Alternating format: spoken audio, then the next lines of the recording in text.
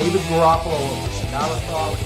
You're listening to the Leave and Ash podcast, the cigar podcast that I listen to.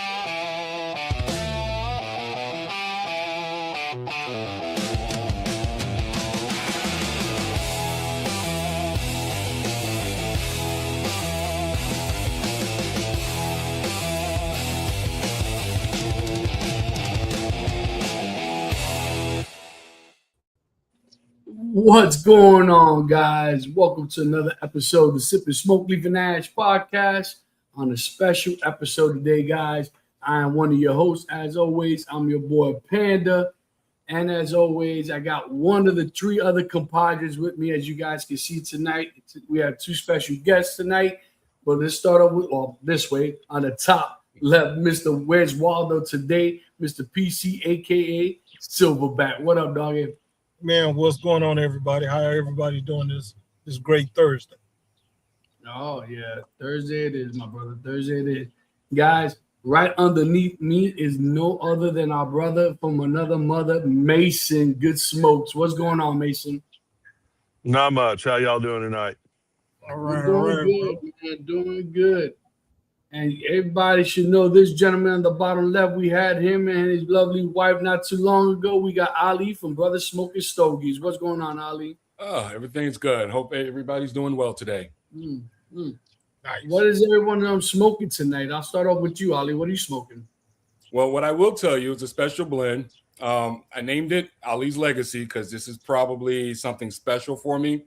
Mm-hmm. I'm not giving off the insides yet, the makeup of it yet, but that's what I'm smoking on tonight. All right. Okay. How about you, Mr. Mason? What are you smoking tonight?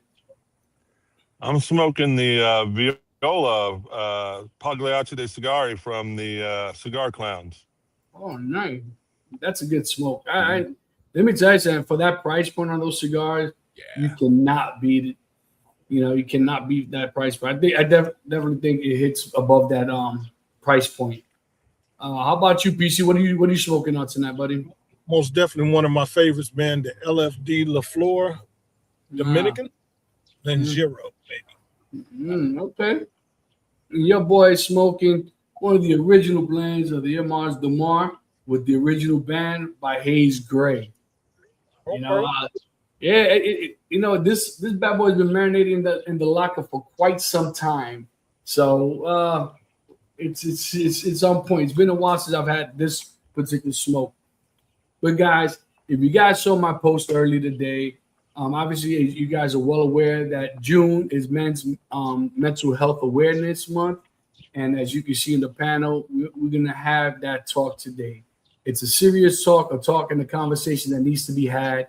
You know, who knows? You might know someone. It might be you in conversation that we might have today.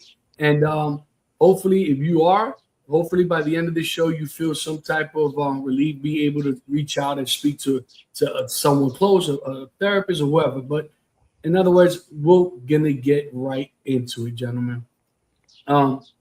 Mental health, right? Everyone knows about it, and it seems that people are afraid to talk about it, right? And obviously, and of course, us men, right? And it could be whether it's your upbringing, etc., or just the way we're structured, right? Because men don't cry, men don't express feelings, men don't express, all this stereotype that what people consider to be what's a real man, right?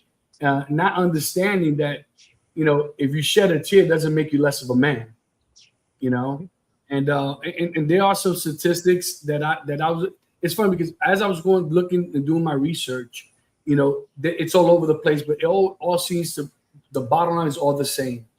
That men in whole suffer from suicide more than women at a high rate because we tend to keep things in. What says you, Mason, on that topic, my brother? Well, you hit that right, man. 80% of suicides are men. Mm-hmm. And that's a real statistic. That's not just something to scare people. That's 80% of all suicides are men. And hey, I was that man that didn't cry, didn't talk, didn't express feelings. That's the way I was brought up. That's the way I grew up. When I was on the streets, about 8, 9 years ago, if you told me I was going to be a therapist, I probably would have popped you in the jaw, you know? And somewhere in that journey, you know, becoming a therapist, I found out that men could feel in my late 40s. And yet some of that sucks, man. It sucks to feel sometimes, you know, but we push it down in this, I call it a pressure cooker. We push those things down in this pressure cooker. And the problem is eventually you get too much pressure in that pressure cooker and it goes boom. And when it does, it's ugly, you know, because men are afraid to talk about it. And men are, people think I'm a puss, you know, or all these other things. And yeah, it's we need to break that stigma around it. We need to open those doors to talk, you know. And I said it, you know, I'll say it this year, you know, and I'm gonna do better at it. We need to keep that conversation going beyond just June, you know. And on top of Men's Mental Health Awareness Month, it's also PTSD Awareness Month, you know, and they go hand in hand, and stuff. But yeah. You know, in the case, but they say, you know, the statistic is like 45. Men are 45 years and younger, and the truth is between like 18 and 25 that seem to really struggle, especially in today's society, right? Because, I mean, bullying now is so different than when we were growing up, right? Bully was in our era was face to face. Either, you know, you were either able to handle it, you know, or you know, you handle your business, and then next thing you know, you were best friends after the fact, right? Yep. Mm-hmm. Now you got, you know, social media. You have this technology that a rumor that used to take us weeks or months to get around, it's 10th of a second out there, you know, and it's really easy to become these cyber bullies, man. Mm-hmm. But what do you think about what we've been talking about, Ali? What do you say? I mean, you guys are on point. So all I can really do is just add on to it. It's definitely a generational issue. Without the men in our lives knowing, we were all lied to. You know, it's this, like you said, it's this constant, you got to be a man. But if you ask them what a man is, nobody can really answer that. Everybody has their own view or concept, you know. And if you look back at ancient times, because a lot of people like to go back to how tough men were in ancient times. In most civilizations, men hugged their children. Men shared how much they loved. So you add on this concept, this pseudo concept of what a man is, and then you throw combat into a situation and then send him home. It's even worse, you know. And then you have this whole thing of what is considered to be the job of a man, the responsibility that he has to be the one to bring in the bread. He has to be the one to stand up and protect. And yeah, I'm that guy. But I also know real men cry. Real men don't have a problem telling somebody that they love that I love you. That, you know, right now I'm in a weak place. I need to be by myself or be with somebody. And yeah, I mean, you guys got it on point. It's just we have to tackle, in my opinion, the history of where it came from, right, to better deal with it. And I'll say this, man. No one can define what type of man you are, because there are different, you know, categories for being a male, a man, and a gentleman. So, you know, no one can define that for you. You can only define that for yourself, and Exactly. you have to find the courage within yourself to be the type of man that you always saw yourself to be. And that's my 3 cents on that, you know. Mason, were you able to hear him at all? I'm trying to set something. I'm having some troubles hearing everybody. Yeah. I can hear you perfect. I may have to get out and come back in. All right, you want to do that? I'll remove you, and then you just come back in. So while he's getting that fixed up, you know, so men are 3.5 to 4 times more likely to commit suicide than women. You know, and I think that has a lot to do with what we all just spoke about, right? You know, there's responsibility, the sense of responsibility of, you know, you're the head of the household, right? You know, and not to get too religious, but obviously, you know, in biblical terms, you know, you are the head of the household, you know, and everything does fall. It starts and ends with you. And that's a lot. It's a lot, right? this mentality of, you got to meet me halfway, 50-50, I've never believed in that 50-50 model. I'll be honest with you, because sometimes I don't have 50% to give. Right. Okay.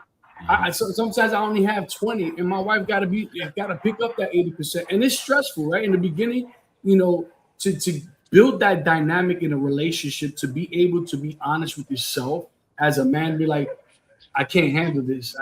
I need you to take care of this. Yeah. And it took me a while for me to be like, it's okay. It's okay for me to step back and allow her to take the lead on this situation. It is what it is, but we're so, programmed, that we have to take the lead. We have to, and for the most part, we do, but there's also a sense of responsibility that comes with it, right? If we fail, because that's the number one things that we start thinking about, right?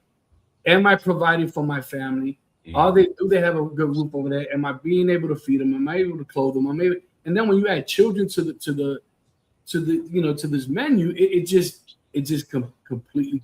And what do? 90% of us, what do? We shut down.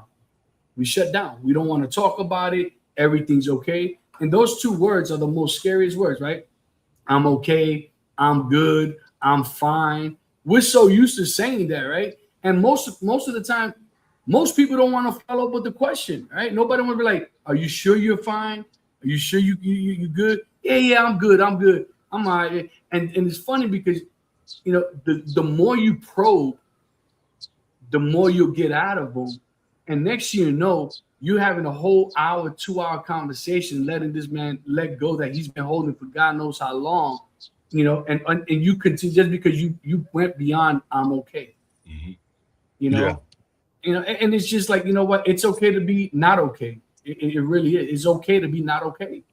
And I know in my line of work, I didn't realize how desensitized I had become, until I started seeing certain things that would normally bother certain people. I'm having my lunch in front of something that the average person, one, doesn't get to see on a daily basis, and two, I'm so numb it doesn't faze me whatsoever. I'm just eating my lunch like nothing, Yeah. And after you got to come to that realization that, what, there is something there that's triggered until that one incident, one person says something that gets and digs deep into you, But that makes me want to ask the question: how do you lead a person to go to seek help without feeling shame or some type of retribution or discouraged about themselves or where they are?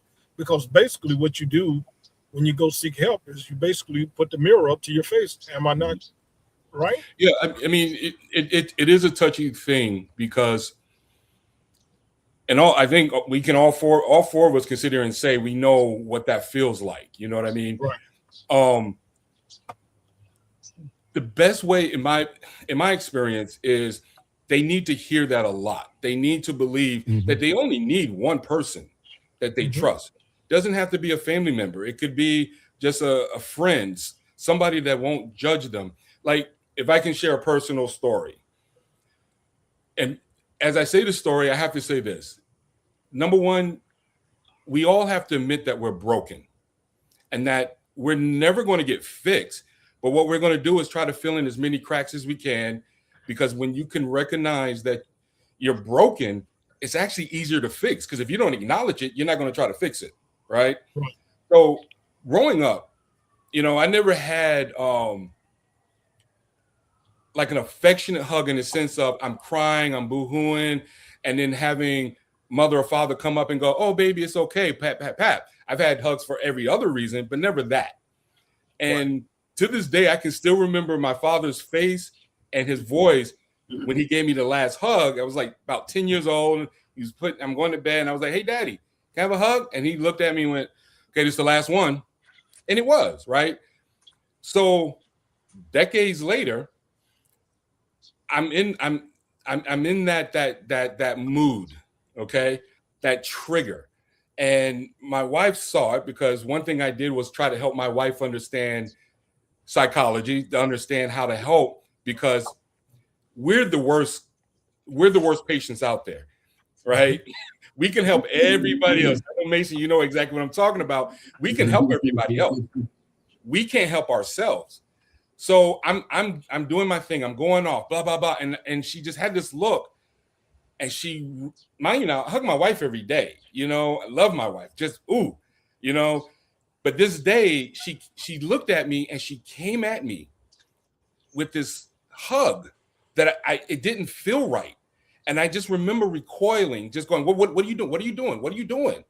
And I just broke. And she like forced herself on me and hugged me. Now, this is somebody who thinks that, well, I'm pretty much under control. I've helped hundreds of people in my life, right? I can break it all down. Well, there was a crack that I didn't see on the other side of the vase. So we just have to know that there's at least one person that won't judge us, because you may trust them, but they may judge you. Right. But if they won't judge you and they're not going to stab you in the back, that's where a stranger like a counselor, a psychologist, a psychiatrist comes in, who will sit there, listen to you, because a good part of it is just venting, just getting it all out, you know, and not trying to solve the problem right then and there, because that's another problem people have. They're trying to get it fixed right away. It's like, no. Talk. I need you to talk. You need to get it out. So I think all we can do is just keep putting the message out is you just need that one person that won't judge you. Talk to them. Just talk. And eventually it'll get out there. And I believe it is. I think each generation is getting better, but there's been things that's been happening that's kind of made it step back a little bit. But we need to just keep pushing forward, because I truly believe our great grandkids, those boys aren't going to be experiencing what we're experiencing. I truly believe that. But it's going to take a while. So we just have to keep pushing the message out. And also, I think to understand that you're not alone, right? There are other people that just like you. And all it does take is just that one conversation, and you'll be surprised at how the interaction between another person and yourself, and the things that you might have in common and not realize until you have that first initial conversation. Because that first initial conversation is the hardest. Oh, By far, it is the hardest. Yeah. You know, because it's like, where do I start, right? You know, I've been broken for so many years. Where do I start? You know, and it took a while. It took a while, you know, for me to be able to let go and release my stresses of my childhood, you know, and I think this is why, you know, I was having a conversation with PC earlier, because there's certain, like, I take a lot of things to heart when something means a lot to me, right? When something means a lot or someone means a lot to me, and not necessarily that they're doing me wrong, but to me, I've learned over the years that if you and I have an issue, right, I'm that person that I have to let you know. I said, listen, man, Ali, hey Mason, man, listen, I didn't appreciate, you know, what you did or what you said, right? Right.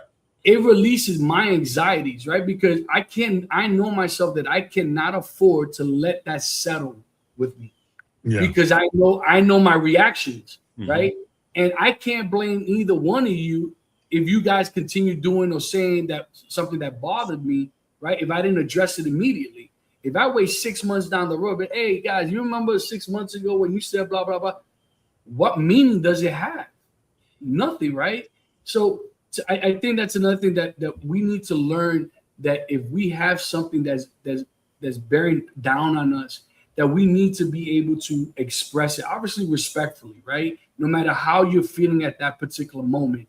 I just think that, you know, it has to be, you know, in a good setting, you know, and coming from a good place, you know, because to me, I feel that once I express how I felt, what your words said to me hurt me in a certain way, now it's on you, right? Now I have relinquished all that stress and be like, yo, it's out there in the universe per se. Now, you know what I mean? So now if it happens again, so now I know where you and I stand. Right. You know, then that means it's time for me to move on. There's a thing that I've told my kids, and I've shared this with the guys. Even loyalty has an expiration date. Okay, and that's in any type of relationship. Mhm. That's in any Yeah. type of, and there's nothing wrong with you self-growing. Right. And you can't allow yourself to feel that guilt that you're growing and whoever you with is not following your lead or following or on that same track with you. There's nothing wrong with that, And I think like men, just like anything else, we're very competitive. You know what I mean? And we kind of tend to see things a little different. I try to rationalize my thoughts because sometimes my thoughts get a little out of whack, and these guys can share with you. Sometimes I'll call them just to either pull me off the ledge or push me because I'm at my wit's end right now. Yeah. You know what I mean? And it happens, but you got to be able to release it. You got to let it go. And I think you got to start somewhere, and Yeah. you have to. Yeah. I agree. Yeah. Now, You Mason, had something to add to that, Mason? good. I'm sorry. What was that? I was checking to see if Mason has something to add to that. Yeah, and man, one of the things is when you're that person, when somebody comes to unload on you, you gotta remember, we're guys, right? We're fixers. We like to fix shit, Mhm. right? Right. Oh, this is the problem. We gotta fix it, right? That's not what your brother needs. He needs you to sit there and listen and let him unload it, right? Yeah. And not judge him and not try to tell him what he needs to do, right? Just let him get it out. 9 times out of 10, you let him get it out, he's gonna figure it out on his own. Mhm. And that I'm fine. Hey, how you doing, man? I'm fine, and leaving it at that. A better question is like, hey, where's your head at today, right? Right. Where are you at today? Not how you doing. Get deeper. And then the other thing, and I want to address a comment that just came up a minute ago. I don't know where he's at, but in Oklahoma, and I think most states, most therapists, LPCs, LMFTs, clinical psychologists don't even prescribe meds. Those are psychiatrists, and really psychiatrists are doctors that prescribe meds. They don't. Most psychiatrists don't do therapy. They have a Right. therapist that they go with, right? And finding a therapist is, man, you got to be comfortable with that person. If you get in there and you're not developing a connection with that person, you need to try somebody else. I mean, it's not a one time fits all. And I don't disagree. There are some cookie cutter therapists that have a list and this is what we do. Yeah. But you find a good therapist, they're gonna, first of all, they're gonna help you figure it out for yourself. I don't ever tell a client what to do, right? I let them tell me their problem. I let them look at I let them talk it out, and somewhere in there, 9 times out of 10, like I said, they figure out what they need to fix. I've had sessions where what should I really do? And as they keep talking, I know what I need to do. And well, okay, right? Because if I tell them what to do and they go do it and it backfires, then I'm an idiot and they don't want to see me You don't know again, what you're right? But I talking don't about. do them any justice. Yeah. I don't do them any justice telling them how to fix it. It's better for me to help them figure out how to fix it on their own. So in the future, when that happens, they've already got the skills there, And- But isn't that part of the programming that we look at therapists, or we as men look at therapists as kind of like the enemy?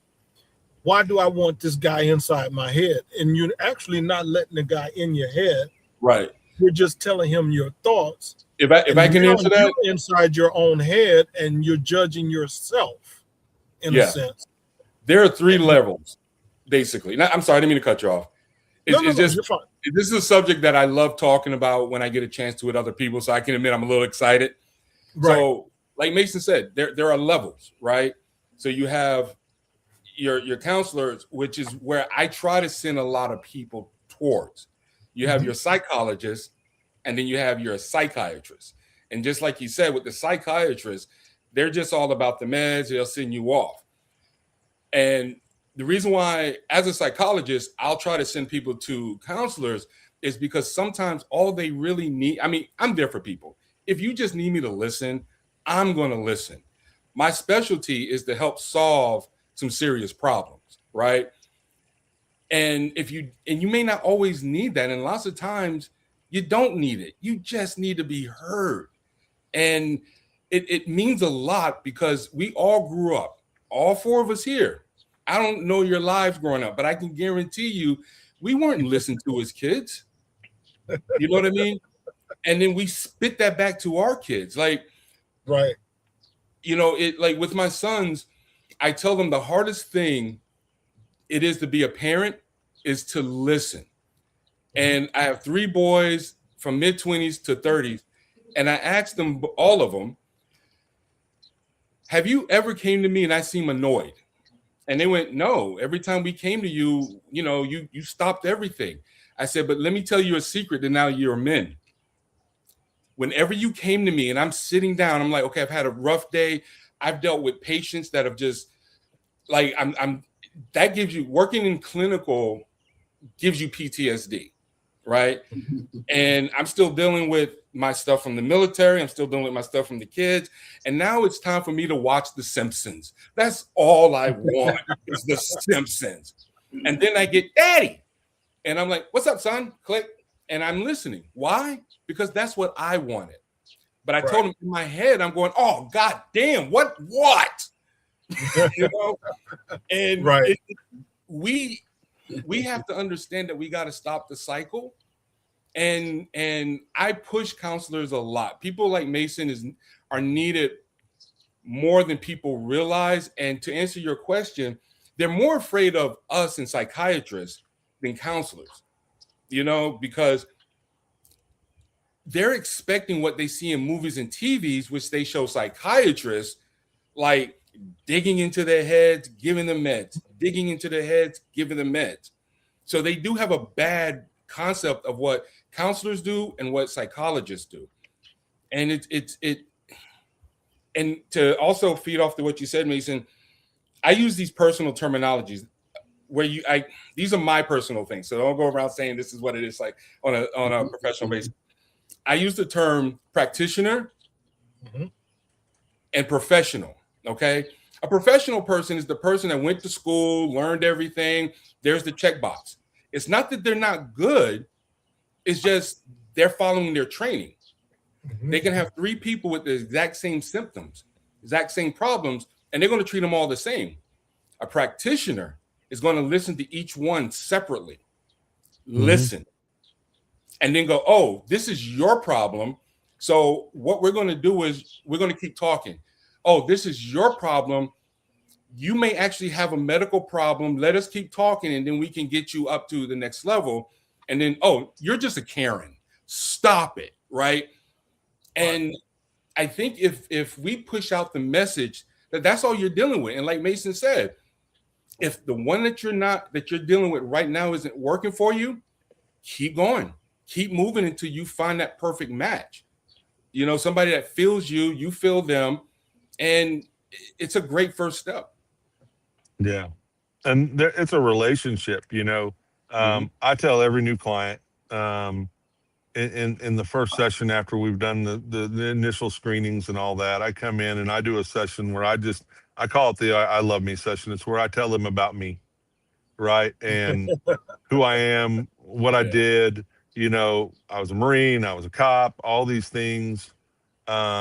This is the rules on communications. This is how sessions run, you know, and one of the first things I tell them is there's only one expert in the room, and it's not me.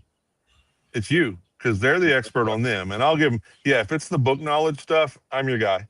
But if it's you, you know, if I'm talking to PC, if it's you, PC, you're the one, we could work together 20 years, you're still going to know you better than I would, right? And you run this session. I don't come in here with a set agenda unless we're doing something very specific like EMDR processing or, you know, and we've planned for that and everything. And that's but I give room at the beginning of a session. I've had a client that we've been working up towards this. We're going to process this traumatic memory on EMDR. And they walk in the door and I ask the fatal question, how things been going since we last saw each other, and blah, there goes the EMDR session. And this is an immediate need that we need to process, right? But one of the things I tell every client is, hey, I know I'm not everybody's cup of tea. If give me a couple months, because it takes us a couple months to get comfortable with each other, get to know each other. yeah, I ain't gonna be doing nothing serious until 2-3 months in, because it takes time to get that bond built, right? Because I want it to be a bond that if I make you mad and you need to call me a name, call me a name. You know, it's not going to bother me. And if a couple months in, I'm sitting here going, I don't think this is working for him because it ain't working for me, I'll give him a couple sessions to bring it up. And then I'll be like, hey, let's talk for a minute. Is this working for you? I think we need to find somebody else for you, because I don't think I'm your guy. You know, I've got a couple clients that I just came on. They came from somebody else because they weren't getting what they needed from that. They weren't getting that connection, you know, and somebody told it they wanted to try this, and somebody said, we'll set you up with Mason, you know, and boom. And here we are. I was the person that they needed to connect with. But I've had clients that I've also, let's find you somebody else, because this is not working for you. I can tell, you know, and a good clinician, good practitioner is going to notice that, and they're going to address it and try to find somebody else for you. Yep. Right. You know, I know when I, in my first job, I worked outpatient for a year, and then I went in and worked with people with severe mental illness, schizophrenia, severe bipolar, and in the community. Every client I had on that outpatient list, I went and talked to the clinicians individually that I thought would be best with this client, you know, and handed them off to people that I thought would benefit them, you know, because to just go, oh, I'm going over here, help them find new therapists, that would be wrong. There's people that do that, you know, and I think you've got good and bad in every place. Oh yeah. But you got to have that connection. I mean, if you can't, come on, if you can't feel safe with that person, how are you going to talk about those deep, dark traumas? You know, my first caseload, I had 23 young ladies between 19 and 27 with sexual trauma in their past as a brand new baby therapist. Right. But them ladies taught me more about being a therapist than anything else. And the one thing every one of them told me, I had one that I lost because I was a man. The others, they told me 4, 5, 6 months in, as we're processing their trauma as best I can with my limited skills at the time, told me the reason we stayed is because you made us feel safe. Right. And because, hey, I was there for them. I was present. I didn't judge. I had honest, frank conversations with them when they asked questions, you know, and stuff. And it's the same for men. Men come in with this bravado, like, I know I need help, but really, I love it when somebody comes in. How's everything been since the last time we saw you? Oh man, it's sunshine and rainbows. It's amazing, you know. And we get in my office, and I let them play that game for a minute. I'm like, okay, be honest, you know. And then, hey, if they want to talk about fishing, we'll talk about fishing until the real stuff comes out. Right. You know, that's the thing, is just being present. Yep. Yeah. You know, I look at therapists, you know, like mechanics, right? And we're the object of the vehicle that needs to be repaired. And every mechanic has multiple tools in their cabinet, right? Not every tool is meant for every job, right? And you, as the mechanic, you have to figure out what tool is going to work properly for that job, you know? And the thing is that I feel, in my opinion, what a good therapist is someone that holds me accountable, you know, because it's another thing that we have a hard time dealing with, is being held accountable. We have no problems holding everybody else accountable, but we have issues when people try to hold us accountable, right? Like, no, buddy, exactly. You know, you're just as full of crap as the one you calling full of crap. You know, let's start focusing on us, on you. You know, people. What is that saying? People living in glass homes should not be throwing stones, right? Yeah. Right. And everybody loves to point the finger at other people, you know, and point out their deficiencies and their flaws, not realizing, listen, buddy, you're just as defective. You just don't realize it because you know you're so caught up in your own little circle that you have yet to step out to look and be truly honest with yourself, because that is truly hard to be honest with yourself about it. It takes the focus off of their problems. Because if I can focus on somebody else's problems, I ain't got to focus on mine. Right. And you're right. You know, that's great. I don't care what so and so did. We're here for you, not them. Yeah. Well, I'll say this, as I got older and my kids started getting older, teenagers going into adulthood, I would always take my son, especially because as a male, he's going to be seen a certain way. And I told him one day, he was telling my dad, you know, so and so, he was kind of complaining. I walked him into the bathroom. I said, "What do you see?" And he said, "I see me." I was like, "Look deep. What do you see?" And he was like, I don't know. What do you want me to see? I said, "Let me tell you something. The person that you see, look deep into your eyes until you see your brain. You are responsible for everything that you do. So don't blame the world for everything that's coming down on you." I wasn't trying to put a weight on him, but I wanted him to kind of think. Yeah.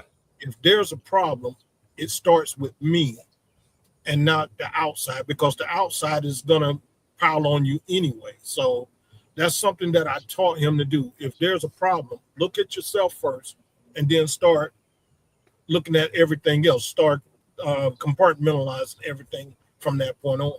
Yeah. And then come back to the table and say, okay, now this is what I'm dealing with in this circle here off of this problem. But, you know, you guys tell me. Well, no, but it's true, right? Because if you can't fix yourself, how can you fix other people? All right.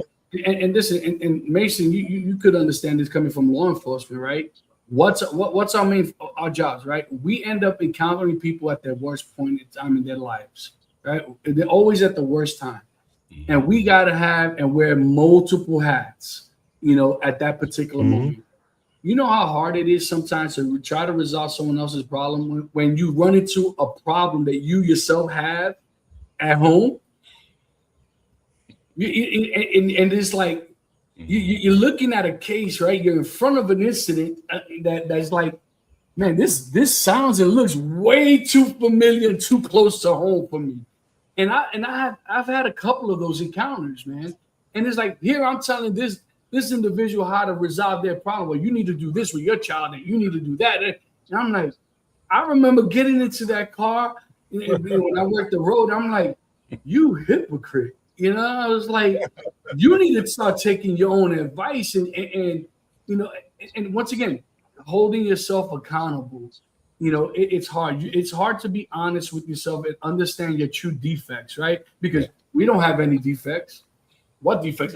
There's nothing wrong. I'm perfect, right? No, but you far from it. Far from it. Let me tell you. The thing is about accountability. I'm sorry. No. The thing is about accountability.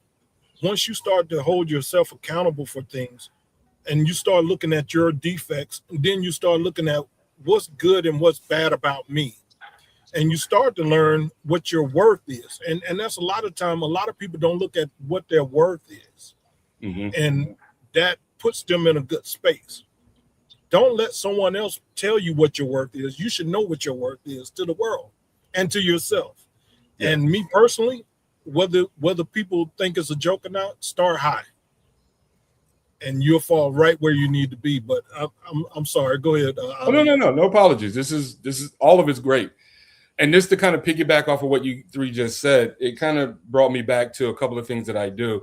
But to Panda's story, lots of times I work for free sometimes because, you know, people come to me because they already know what I can do, right? So my wife's coworkers, they'll reach out to her, say, hey, can you talk to Ali about this, and that, or can I reach out to him? So obviously I was having one of my situations, right? So she comes up to me, she goes, hey, Ali, one of my coworkers, she's having this issue. She starts breaking it down. And then she goes, what would you advise her? So I told her, well, you need to do this. And once you do that and blah, blah, blah, I'm going through all the steps. She looked at me and said, now do it. And she turned around and walked away. And I went, oh, you got me. You got me. And to kind of add to you, PC, I know this sounds simple, but if you do it, you'll realize how it kind of changes. There are 3 things that I give people. One of them is I tell them, you have to be able to say, I don't know. Right. A lot of people don't realize, because of that macho thing that we were taught, that pseudo man thing, one of those big attributes, one of those columns is to not admit that you don't know, right? Right. They don't understand that by saying you don't know actually makes you intelligent, and by saying, oh, I know everything, makes you look like an idiot. Right. So when you can tell yourself and tell other people, you know what, I don't know. I don't know. And I will tell you this, for those who don't do that, it feels weird in your chest. Okay, you're gonna feel it. You're gonna be like, I don't know, and you're gonna feel this relief, and you keep doing it. That helps break that barrier down. The next thing I tell them is to be able to just say, I'm sorry, because we were also taught not to apologize. Those of us who do apologize, we learned it the hard way on our own. Right. A lot of men don't apologize because they were taught that's weakness. And you got to be able to say, I'm wrong, you know? But the third thing that I tell people to help bring down that barrier is, I don't care what your problem is, to acknowledge it, you have to say it. And you don't have to say it in front of people. I tell people, even if you go into the bathroom, go into a closet where nobody can hear you, don't think I need help, because your subconscious is going to go, no, move that out of the way. I got all this trauma I need to keep showing you. You have to verbalize it and say, I need help. And your brain begins to work towards that, but you have to verbalize it. Any changes you need to make, you have to verbalize it to yourself, regardless if anybody's around or not. You know, preferably nobody's around, so you can get things going. But it is about breaking that barrier, because there are so many things about this so-called pseudo man thing. And I think I forgot who brought it up, that the definition of a man changes to each person. You know, I just happen to be that guy who's going to stand in front of my wife if I hear gunshots. If another guy doesn't do that and he pulls his wife and goes, let's go, let's go, let's go, he's no less than a man than I am. That's how his brain is wired. If a man decides to stay home because the wife makes more money and they work it out, and everybody's happy, that is a man taking care of his household, his children, and making dinner. You know what I mean?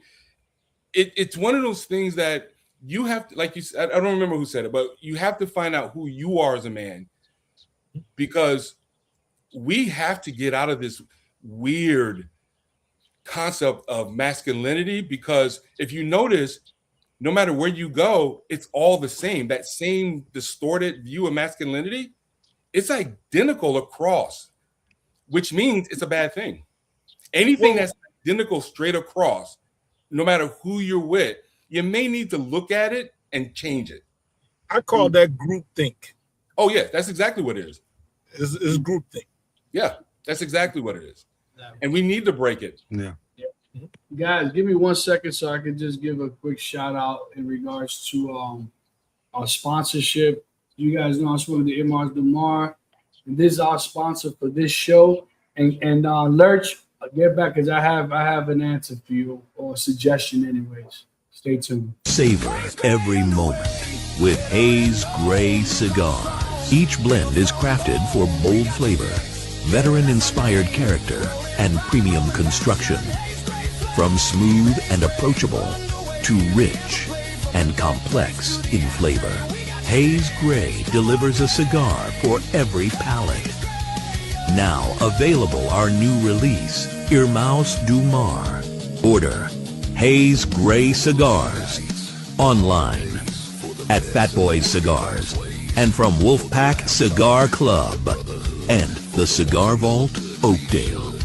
Visit our website for a list of nationwide retail lounges and to grab some cool Hayes Gray merch to rep our brand. As always, we've got your sticks. We've got your And sticks. I'm smoking the original band on there, bad boy. That's a good smoke. It is a very good It smoke. is. So I don't know if you guys got to see the comment that Lurch. I'm gonna post it back up there. You know, he says, "What's the first thing I should do when I feel the darkness creeping in? I fight every day to keep the darkness out. Right now, my mother's still my saving grace." Then he continues, says, "But when she's gone from the world, who do I turn to then?" First and foremost, I mean, it's a good thing that you have someone to go and talk to. You know what I mean? But my recommendation would be, and this is just an advice, you know, that you need to find another venue, another route, because unfortunately, we all know that there is going to come that time, right? Unfortunately, it is what it is, you know, and whatever you're going through at that particular time, you do not, when that time does come about, you're going to need a route to go to so that you don't go deeper into that darkness that you're talking about, you know, and the thing is, you know, we've created a beautiful culture, you know, on our discords and stuff like that, able to talk and discuss, the Discord that was created, you know, for first responders and military, that was created by Jake, which is oh my Lord, what is it called? Help me out, guys. It's been so long. Oh my Lord, I'm having a brain fart. I don't know what. I'm talking about on Instagram. Yeah, no, on Discord, the one that Jake and all the guys. Oh, Honor military. Nash. Honor Nash. Honor Nash. Thank you. Good Lord, I was having a brain fart there. But, you know, to me, you know, having a group of individuals that you feel comfortable talking to, right? Because that's what I think what it all stems down. Once you find that one person that you can confide in, like you said, knowing that you're not going to be judged based on what you say, no matter how deep, how ugly it is, you know, knowing that you're not going to get judged by expressing, being able to release that frustration or that darkness that you have.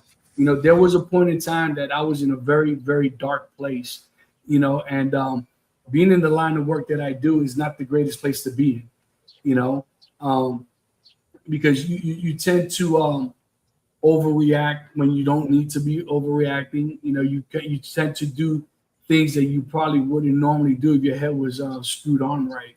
You know what I mean? And luckily for me, I had a supervisor that saw it beginning. It was brewing up, and he was able to pull me to the side and be like, "Hey, Petey, what's going on?" "Nah, Sarge, I'm good. Infamous 2 words. And he's like, "No, you're not. Meet me over here. We're gonna have a talk, and you're gonna talk to me." And I'm like, "No, I'm good." He goes, "I'm not asking you. I'm telling you." And I won't forget. I was going through, like I said, I was going through something really deep personally, and he kept on digging and digging until I started. And I opened up one door, then the second door. Next thing you know, I am just bawling.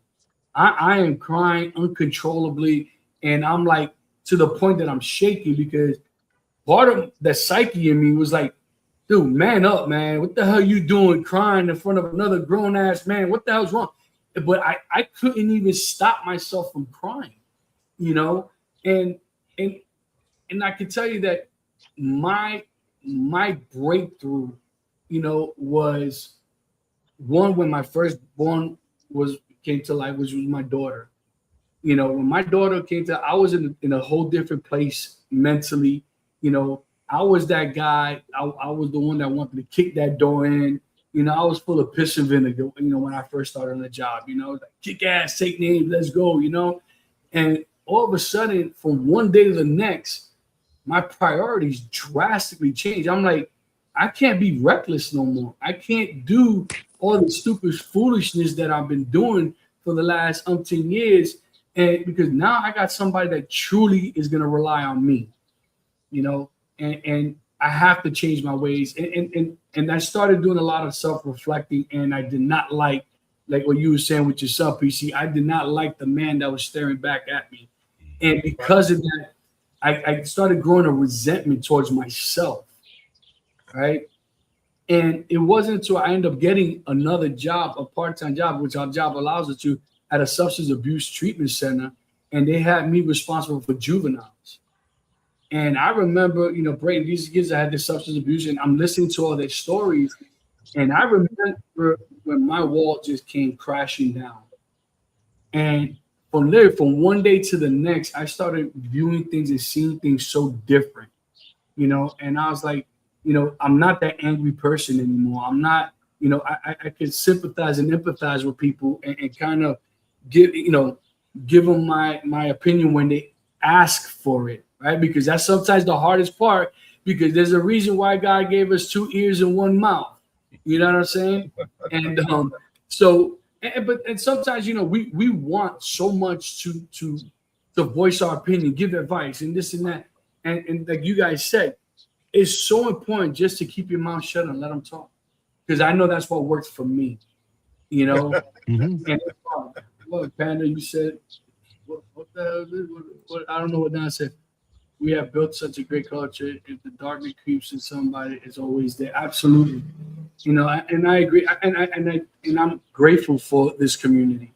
You know, I really am, because you know what, being in the law enforcement community, I could tell you that most cops hang out with other cops. You know, they live in that little circle, right? And there's nothing wrong with that. But to me, in my opinion, is not also the healthiest as well. You know what I mean? Because you kind of need different. You need something different to separate you, to detach you from what you've seen, whatever. And you got to be able to express it, right? Because not everyone's able to have a conversation of what I just saw. You know, and I'll share a quick story. You know, the Stoneman Douglas incident, right? You know, you guys heard about the Stoneman Douglas incident, the Valentine shooting that they had here. You know, we were on scene. We were, you know, and you know, I'm walking over kids. You know, we went, you know, that were my kids' age at that time, and I remember being sent to the hospital, and the coach that passed. You know, I was there when he passed. You know, and it's crazy, but it still hits because my kids were at that age, and I remember me calling them and couldn't wait to see them, to hug them, and feeling guilty knowing that I just finished telling a room full of parents, or I didn't personally tell them, but that I was in a room when the parents were being told that it was your kid that's still there. You know, and Yeah. sucks, you know, and we all had, you know, our sessions and stuff like that, and from time to time we'll talk about it, and it's one of those things that you know is there and it lingers, right? Because no one's ever gonna forget Stoneman Douglas, the incident, and I know I won't. But you know, it's just that guilt, you know, that guilt that you kind of try to let go, but you know that every Valentine's Day, you know the incident because they celebrate, you know, the kids that passed and stuff like that, and the parents, and you hear their stories and stuff like that. And it's rough because, you know, I've seen plenty of adults pass in good form and in bad. But when you see children, it's like a whole different world. It really is a whole different world. Well, I have to ask the question to, you know, Mason and Ali, how do you deal with the guilt?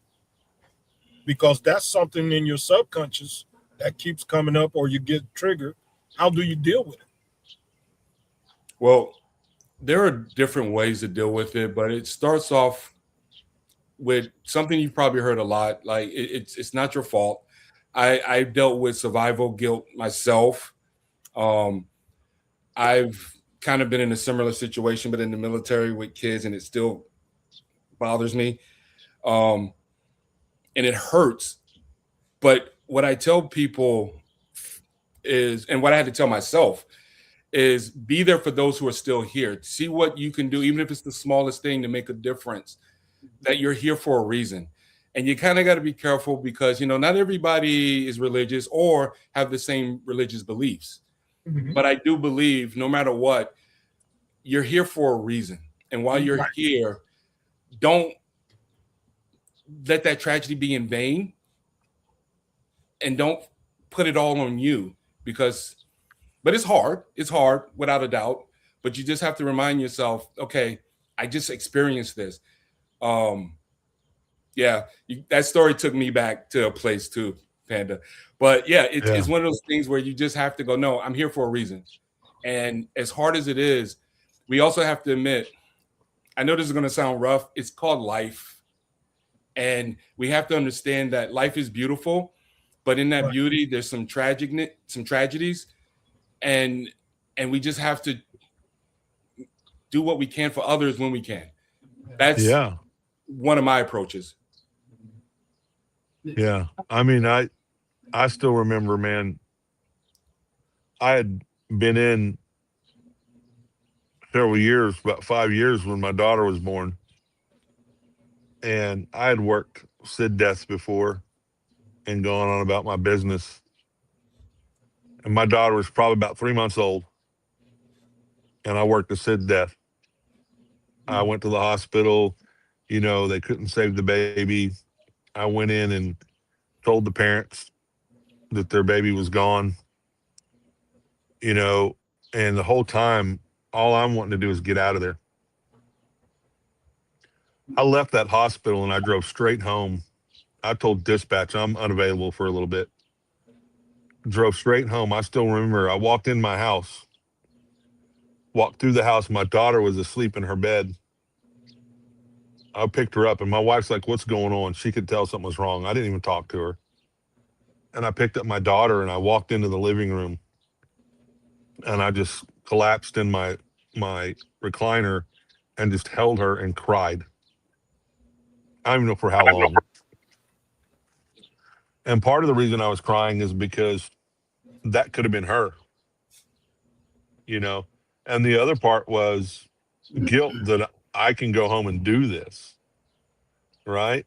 And it's hard. And kind of like Ollie said, I mean, it's life. We can't change that. Does it make it any easier? No. Right. And guess what? We still deal with that stuff from time to time.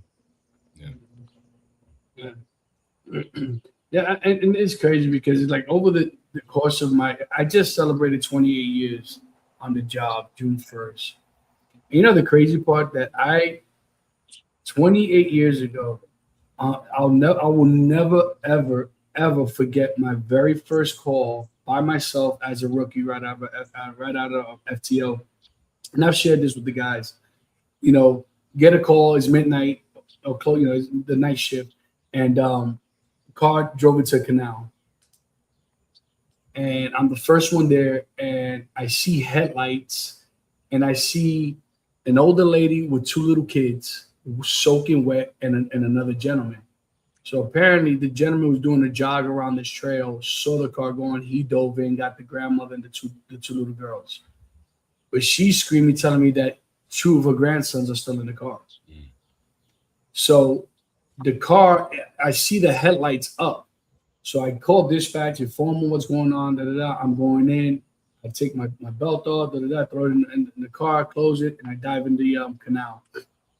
And I'm trying to dive deep into it. And I'm diving, I'm swimming this way. I cannot reach this car. I'm having such a hard time reaching this car. So the crazy part about this is as I'm going, trying to get, all I'm hearing is pounding on the window. You could tell that these kids were still in the car, but I'm running out of air. So now I'm trying to get back up, gasping for air. When I finally get there, I'm like, they're down there. So two big guys come in, they dive in, and they're like, we're going to push you down. Boom. Take a couple of breaths. I go down. I finally reach the car. And when I get to the car was upside down with the headlights going this way. What was happening is the car is sinking in, right? So when I finally reach the car, the door is open. But I can't see nothing because it's so murky in the water. And I'm trying to feel around. I can't find them. So I get on the hood and I spring myself up. And I'm like, I can't find them. I go out. Long story short, the dive team came. And about an hour later, they find the one kid. Bring him out, 18 years old. And about an hour or so later, they find his 12-year-old brother. And I will never forget the look of the father's face. The mother is on the side just losing it, absolutely losing it. The father is staring over his two sons with such disbelief that he's just blank. You could tell he's in complete shock. He does, like he there's no emotion, there's nothing, but you could see he's just like looking at his kids like this is not real, right? And I remember, you go to the hospital, they clean you up, whatever. They give you a tetanus shot, throw alcohol in you to clean you up. And I remember my daughter was just about maybe 1 year old, and I bawled this 28 years ago, and I remember that call as if it was yesterday, And I said my prayers, and I was like, I know I did my best. I know I did what I could, And talking about a way to start your career 28 years ago, you know what I mean? It's just talking about a sense of reality, It's just like, holy crap, man. But guys, I listen. I appreciate you guys coming on and sharing your stories and giving advice, man. If there's any advice before we close out, and I agree with you, Mason. It shouldn't just be in June. You know what I mean? I think maybe we could find and dedicate maybe one episode a month or every other month or whatever, and get on here and just talk about it and current events and stuff like that. I'm definitely all for it. I would be down with that.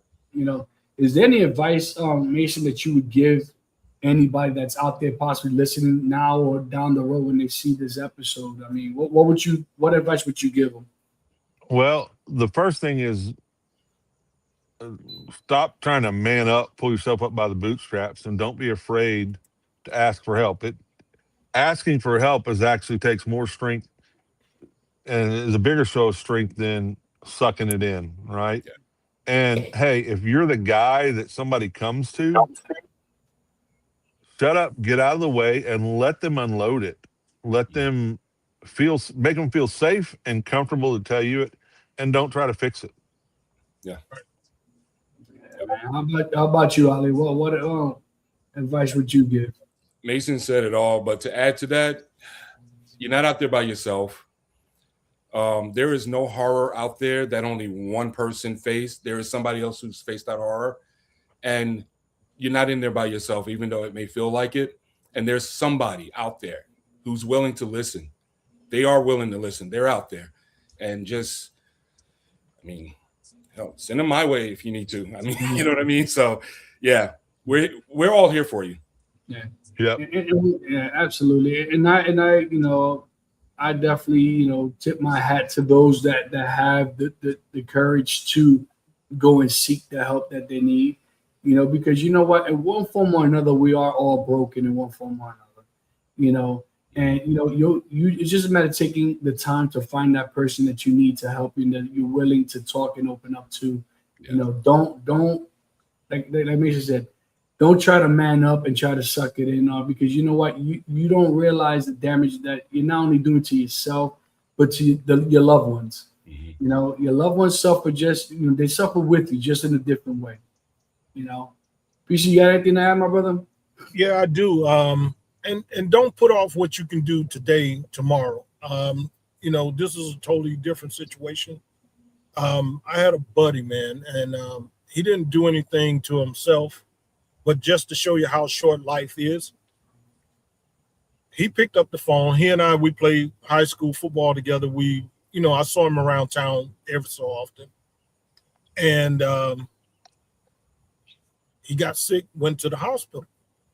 The guys that he was used to hanging with, he didn't call them. He called me when he was in the hospital.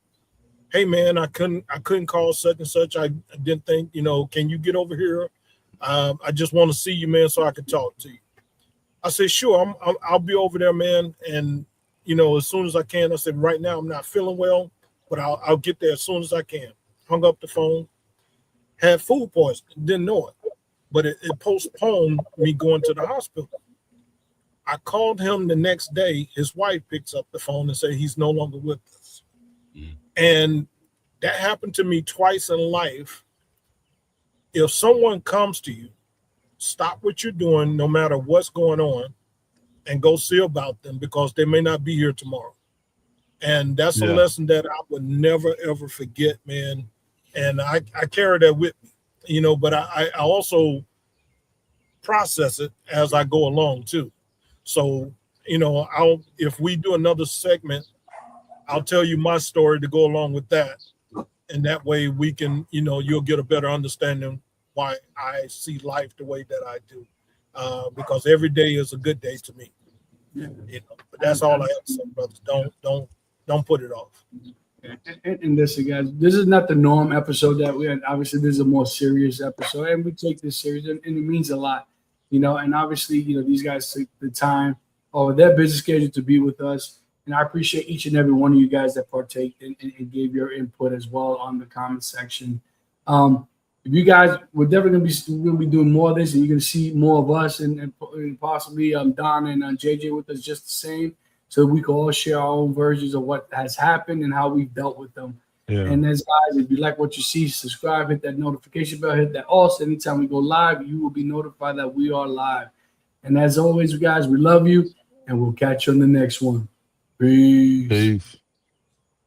Peace.